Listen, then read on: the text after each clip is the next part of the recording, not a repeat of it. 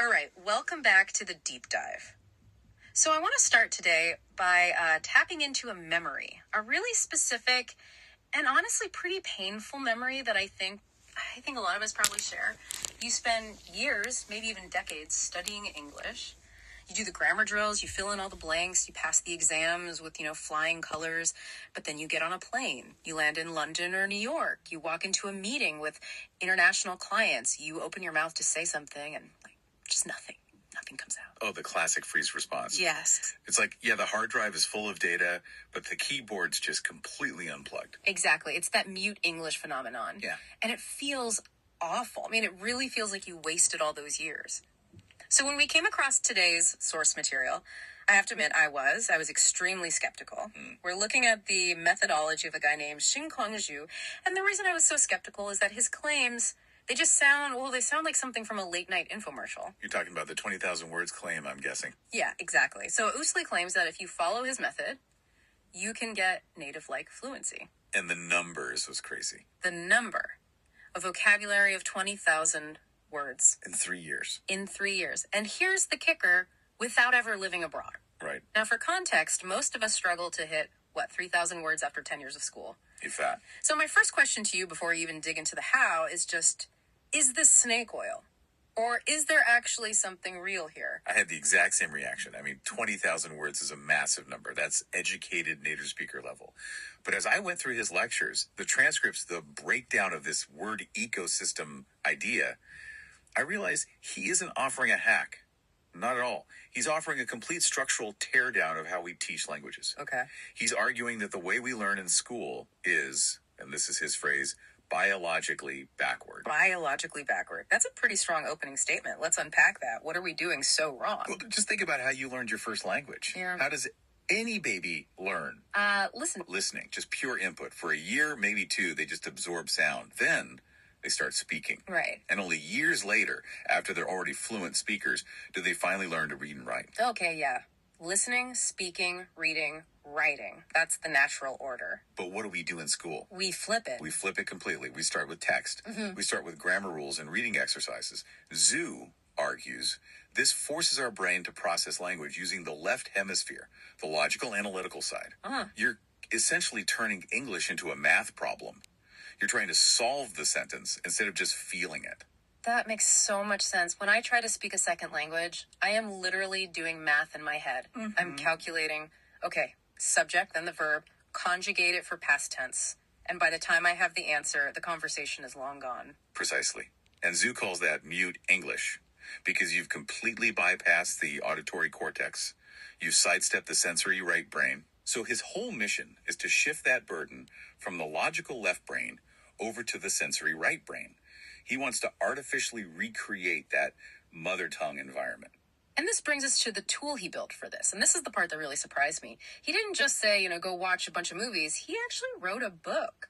He did. And calling it a book is really underselling it. It's a massive 3-volume original novel series called New Harbor City Dreams. I was looking at the outline for this. It is enormous. It covers nearly 100 years of history. It's effectively a simulation of the world. It starts with the Russian Tsars and World War I. It moves all the way through the 20th century. And all the way into modern AI and space travel. Exactly.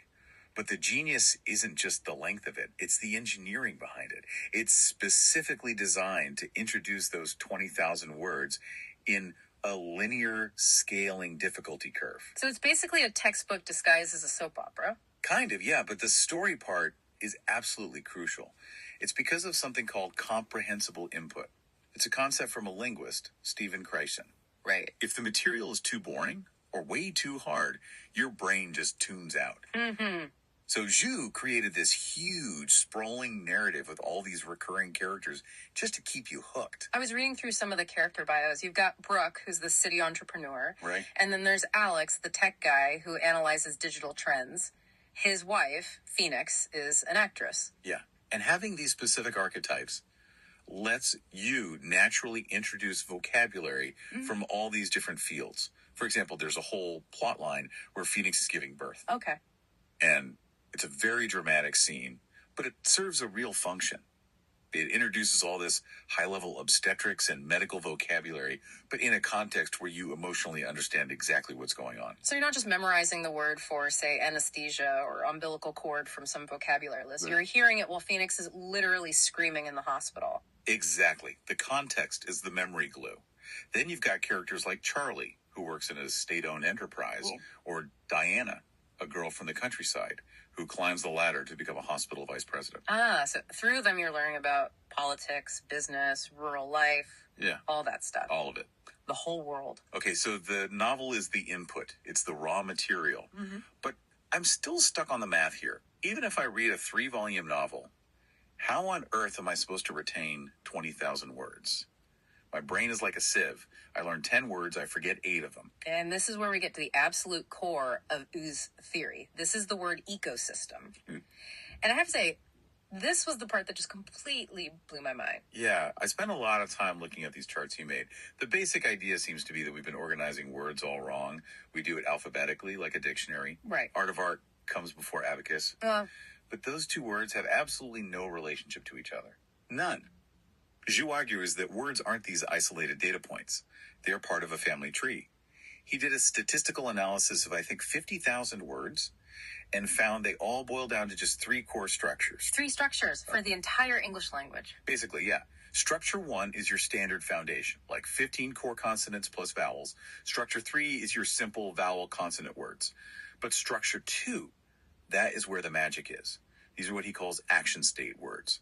And they're formed by these very specific consonant clusters. Okay, let's get concrete here because this can get really abstract really fast. Let's use the quo ecosystem. This was the example in the notes that made me sit up and pay attention. Walk us through this. Okay, so let's take the root sound quo, or qua. In the ecosystem of English, this sound is deeply, deeply tied to the concept of speaking or saying or asking. Okay. So you start with the basics. Quote, to repeat what someone said. Right. Quota, a stated amount. Quotidian, something common or everyday, something that's said often. Okay, those are pretty straightforward. But then it starts to branch out. It really does. So think about the idea of asking or seeking. That's just another form of speaking, right? Yeah. So you get quest, a search. And from quest, you get question. And request. To ask again. To ask again, and inquest. To ask into something, like an investigation. Exactly. And conquest. To seek something together. Con means together. Quest means seek. Yes. But here's where it gets really cool. The ecosystem connects words that look completely different, but they share that same DNA. Take the word ventriloquist. Oh, I love this one. I never saw this connection before. Most people just memorize the spelling. V-E-N-T-R-I-M. It's pure rote memory. But if you break it down, ventri means belly. Okay. And loquist comes from that same qualiquo root for speaking. A ventriloquist is a belly speaker. Wow. And eloquent. E means out. Loquid means speak. Someone who speaks out fluently. So wait, you're not memorizing eloquent, ventriloquist, inquest, and quota as 4 totally random separate things? No. You're just filing them all under one speech folder in your brain? You're building a web. And Zhu claims this makes retention something like 600 times more efficient. It's like you're learning the operating system instead of just memorizing random keystroke. Exactly. Yeah. Because if you pull on one thread, that quo sound, the whole web shakes. You remember all of them. There was another one you showed me, the rim ecosystem. Now this one felt a little more, I don't know, stretched at first. The edge family. Right, the edge family. So you start with rim, the rim of a cup, easy. Then brim, the edge where something overflows. Then brink, like the brink of disaster, the edge of a cliff. And this is where we have to get just a little bit linguistic. Yeah. To get the next connection, you have to understand something called Grimm's Law, or sound shifts. Okay, this is the L and R thing, right? Yes. In the history of English, the L sound and the R sound are really fluid. They swap places all the time. Why is that? Because of how you make the sound. Try it. Put your tongue on the roof of your mouth to say, "Ooh," and then move it just a tiny bit for, "Ruh." Oh, yeah, it's almost the same spot. It's the exact same spot on the alveolar ridge. So over centuries, words just kind of drift across that little bridge. So rim, meaning edge, connects to limb. What's a limb? The edge or branch of a body or a tree. There you go. And fringe. A loose edge of a carpet. Or my hair. From the same root. The fair comes from an older FL sound for flying or loose things. So rim, brim, brink, fringe, limb. They're all just different ways of saying the edge. In the novel New Harbor City Dreams, it's written specifically to trigger these little ecosystem connections. That's the idea. It's the software that runs on the hardware of these ecosystems. Yeah. You might encounter request in chapter 1, then inquest in chapter 3, and conquest in chapter 5. So your brain starts matching the patterns automatically without you even trying. Exactly. Okay, so we have the story for the input, and we have the logic of the ecosystems. But there's a third piece Mizzou emphasizes, and this is where things get a bit more physical. He talks about TGAN. TGAN. Yeah, it translates roughly to body sense or muscle memory. But in this context, it's really about gut feeling. I want to make sure we get this because body sense sounds a little abstract. How do you feel a language? Okay, let me ask you a question. If I say to you, yesterday, I go to the store and buy some milk, how does that feel to you? Ugh.